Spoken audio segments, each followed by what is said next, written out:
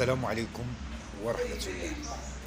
أفاد تقرير نشرته جريدة الإكسبريس الفرنسية بما يفيد بأن الجزائر في حالة نشوب حرب مع المغرب تلجأ لا محالة لطلب الدعم العسكري من روسيا. هذا التقرير أعده مجموعة من الخبراء العسكريين والأمنيين الفرنسيين. الأمر ليس بالغريب لمجموعة من الاعتبارات. الاعتبار الأول التقارب الاستراتيجي ما بين الجزائر وروسيا. اعتبار آخر هو أن الجزائر هي السوق للأسلحة الروسية. اعتبار آخر أيضا أن روسيا تحاول أن تجد موطئ قدم في منطقة الساحل والصحراء وعموما في شمال إفريقيا، باعتبار أهمية وحساسية والدور الاستراتيجي التي تلعبه هذه المنطقة.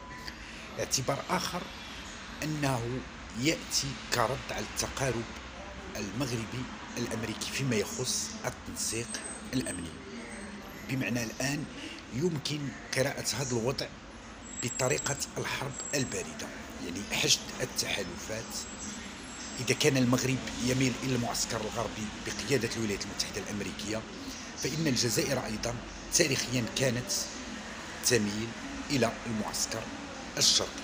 وها هي الآن تفتح مجموعة من القواعد العسكرية لروسيا، ترسل جنودها للتدرب في روسيا، تستقبل خبراء عسكريين على التراب الجزائري لتدريب الجنود الجزائريين، أيضا تكوينات فيما يخص صيانة وقيادة مجموعة من الآليات العسكرية وما إلى ذلك.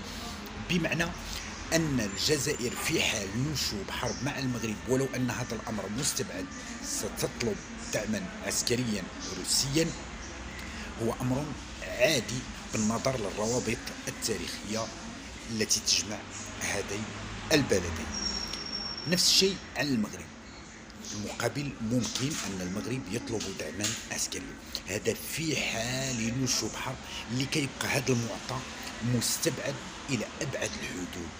لا يمكن في ظل هذا الرهان، ولا يمكن، وروسيا الآن متورطة في مستنقع أوكرانيا، أن تفكر في فتح بوابة أخرى. كما أن الولايات المتحدة الأمريكية أيضا ليس من مصلحتها فتح قنوات للحروب. وشكرا جزيلا.